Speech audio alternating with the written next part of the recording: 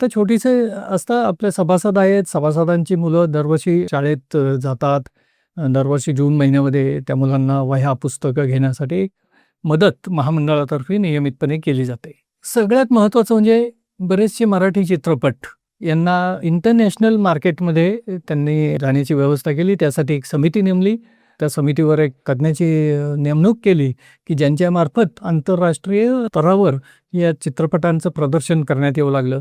प्रत्येक जिथे-जिथे फेस्टिव्हल्स होत होते आंतरराष्ट्रीय, तिथे मराठी चित्रपट आपले पोहोचवण्याचं काम करू लागलं आणि त्यातल्या फिल्म बाजारमध्ये ते चित्रपट देऊन त्याचा काही फायदा निर्मात्यांना करून देण्याचे प्रयत्न मेघराजजींनी केले. मराठी चित्रपट निर्मात्यांना एक महत्त्वाचं हे आहे, की मराठी चित्रपटाला शासकीय अनुदान मिळत असतं. अ, ब, क असे 3 दर्जे आहेत. ह्या अ मध्ये 40 लाख, ब मध्ये 30 लाख आणि क ला काहीच नाही असं 3 दर्जाचे अनुदान गव्हर्नमेंट देत होतं.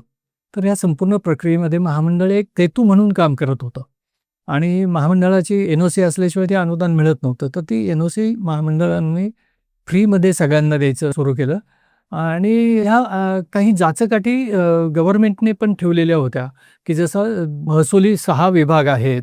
त्या 6 विभागात प्रत्येक ठिकाणी 10 थिएटरला ते चित्रपट दाखवणं रिलीज करणं बंधनकारक होतं. तर ते 10 ऐवजी 4 ठिकाणी आणलं. 4-6 विभागात 10 थिएटरला तो चित्रपट दाखवला तरी चालू शकत होतं. ही एक महत्त्वाची अट आणली. डोमिसाईल रद्द करण्यात आलं. डोमिसाईल सर्टिफिकेट रद्द झाल्यामुळे बरेच निर्मात्यांचा तोही प्रॉब्लेम दूर झाला आणि सगळ्यात महत्त्वाचं म्हणजे अनुदान जरा प्रक्रियेत जरा थोडंसं त्यांनी लक्ष घालून वेळच्या वेळी अनुदान कसं मिळेल याबद्दल प्रयत्न केले.